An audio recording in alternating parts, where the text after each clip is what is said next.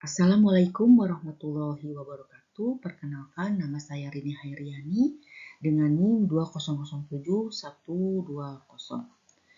Dengan mata kuliah pengelolaan program PAUD dengan dosen pengampu Andriasa MPD, saya akan menerangkan mengenai pengelolaan program PAUD.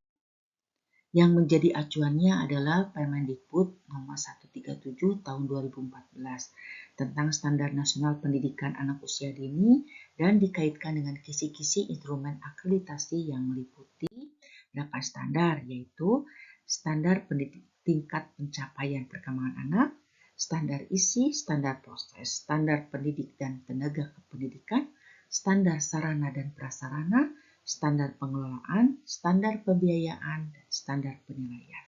Yang pertama adalah standar pencapaian perkembangan dan pertumbuhan. Variabelnya adalah tingkat pencapaian perkembangan yang mempunyai indikator, yaitu pencapaian perkembangan. Yang pertama, yang kedua adalah pencapaian perkembangan sesuai kelompok usia. Yang ketiga adalah pendokumentasian pencapaian perkembangan.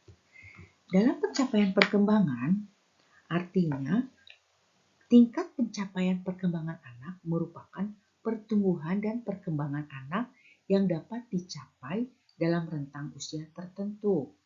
Perkembangan anak merupakan integrasi dari perkembangan aspek nilai agama dan moral, fisik motorik, kognitif, bahasa, dan sosial, emosional, serta seni. Nah, untuk perkembangan juga merupakan perubahan perilaku yang berkesinambungan dan terintegrasi dari faktor genetik dan lingkungan, serta meningkat serta individual baik kualitatif maupun kualitatif. Nah, untuk pencapaian perkembangan sesuai kelompok usia terdiri dari tahap lahir, yaitu 0 sampai 2 tahun. 0 sampai 2 tahun kelompok usianya yaitu baru lahir sampai 3 bulan, 3 sampai 6 bulan, 6 bulan sampai 9 bulan, 19 sampai 12 bulan. Tahap 2 sampai 4 tahun terdiri dari kelompok usia yaitu 2 sampai 3 tahun, 3 sampai 4 tahun. Yang selanjutnya yaitu tahap usia 4 sampai 6 tahun terdiri dari kelompok usia 4 sampai 5 tahun dan 5 sampai 6 tahun. Untuk pendokumentasian pencapaian perkembangan yaitu merupakan catatan dari berat badan dan tinggi badan yang dilakukan setiap bulan. Untuk yang kedua yaitu standar isi. Standar isi variabelnya yaitu 1 kurikulum, kedua lingkup materi, ketiga kompetensi, yang keempat kalender pendidikan. Nah, dari kurikulum itu ada indikatornya yaitu struktur kurikulum minor, kedua acuan kurikulum, ketiga peninjauan kurikulum. Kalau untuk lingkup materi, indikatornya layanan menurut kelompok usia, beban belajar, kelompok belajar. Untuk kompetensi yaitu aspek perkembangan. Untuk kalender pendidikan yaitu bentuk dari substansi pendidikan dan sosialisasi kalender pendidikan. Mengenai selanjutnya itu kita paparkan mengenai struktur kurikulum. Struktur kurikulum untuk saat ini sudah diberlakukan yaitu kurikulum merdeka khas sekolahnya.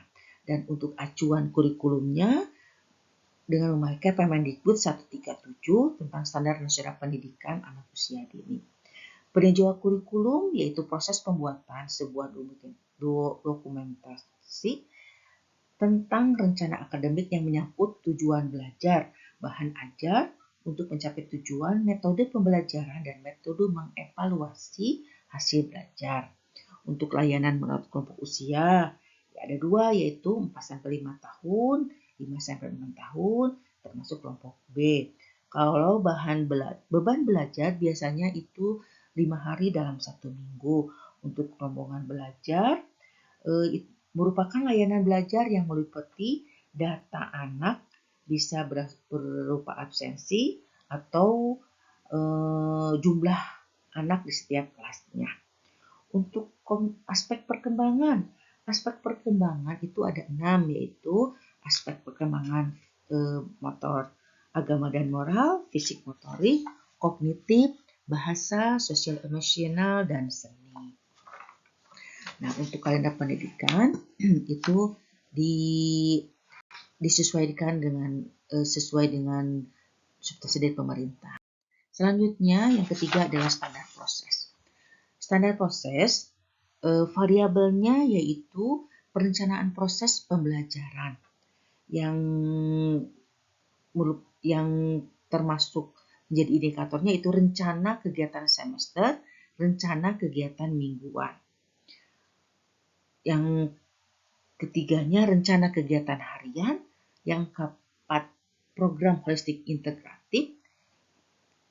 Untuk variabel yang kedua yaitu pelaksanaan proses pembelajaran, yang indikatornya yaitu penataan lingkungan main, yang kedua pengorganisasian kegiatan.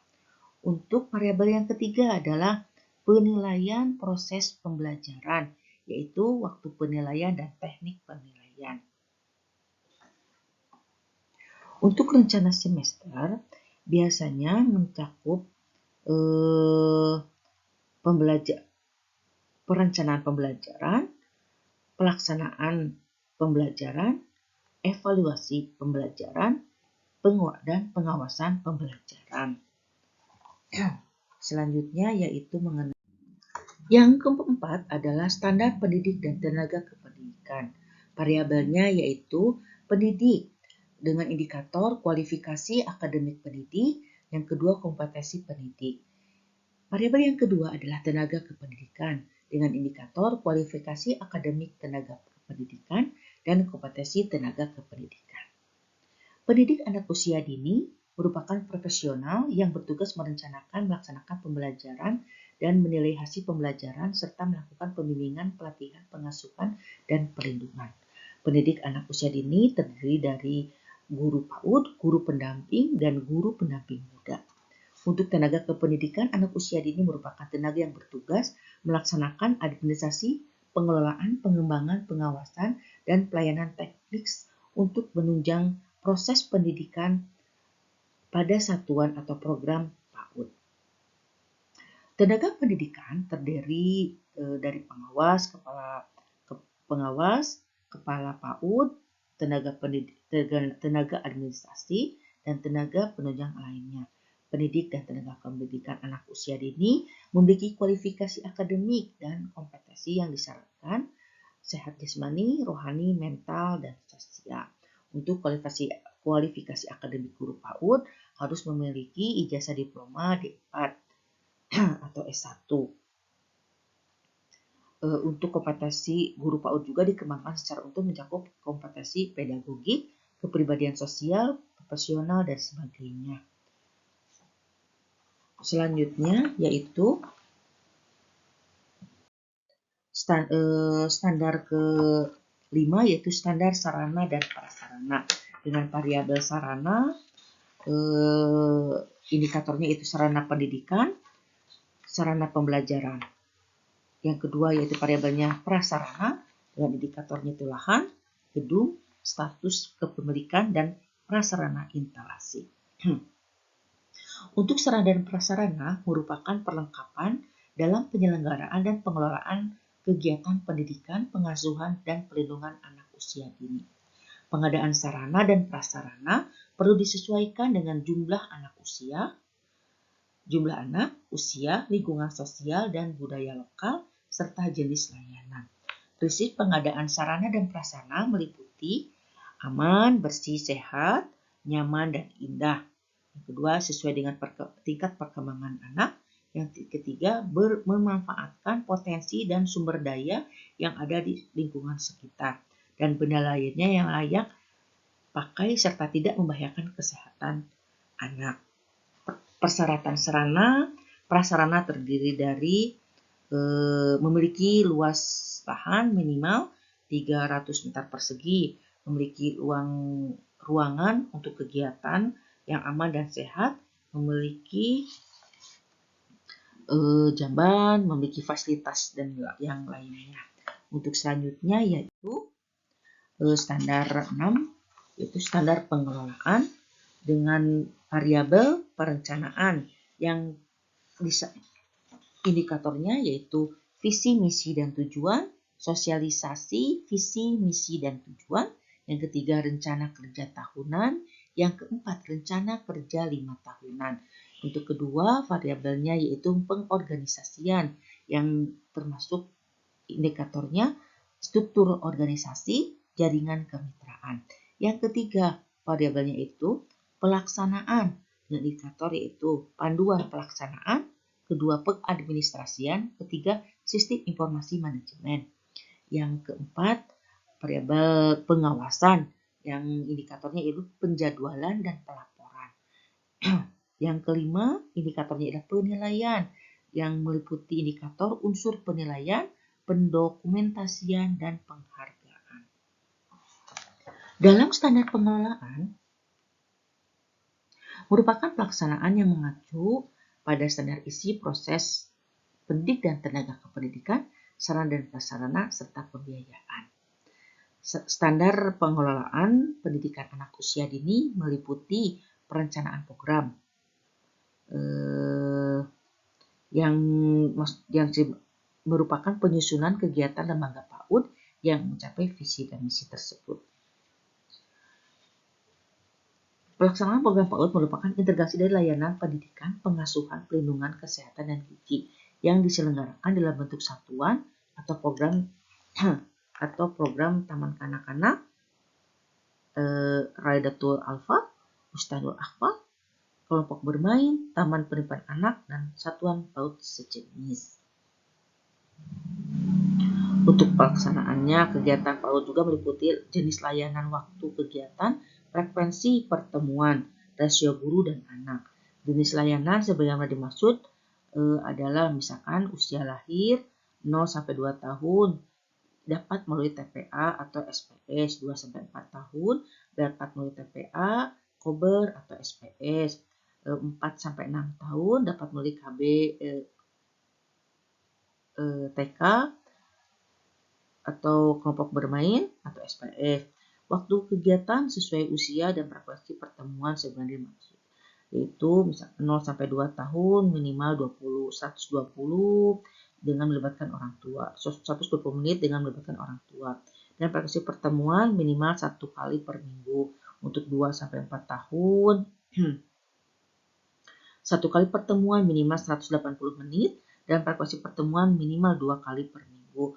Usia 4-6 tahun 1 kali pertemuan minimal 180 menit, frekuensi pertemuan 5 kali per minggu. Rasio guru dan anak didik terdiri dari kalau 0-2 tahun rasio gurunya 1/4, kalau 2-4 1/8, kalau 4-6 itu 1/15. Selanjutnya yaitu standar pembiayaan. Standar pembiayaan variabelnya itu perencanaan dengan indikator jenis pembiayaan dan sumber pembiayaan. Jenis pembiayaan meliputi biaya operasional dan biaya personal. Biaya operasional digunakan untuk gaji pendidik, tenaga kependidikan, serta tunjangan yang melekat, penyelenggaraan program pendidikan, pengadaan dan pemeliharaan sarana dan prasarana, serta pengembangan SDM. Untuk biaya personal meliputi biaya pendidikan yang dikeluarkan untuk anak dalam proses pembelajaran. Dalam biaya operasional dan personal, sumber pembiayaannya berasal dari pemerintah pusat, pemerintah daerah, yayasan, partisipasi masyarakat, atau pihak lain yang tidak mengikat. Untuk pelaksanaannya, variabel kedua yaitu pelaksanaan dengan indikator laporan penggunaan dan pengadministrasian. Untuk laporan penggunaan itu laporan penggunaan pendapatan dan pengeluaran. Untuk pengadministrasiannya terdapat 3 buku, yaitu buku pengeluaran pendapatan dan pengeluaran harian, bulanan, juga semesteran.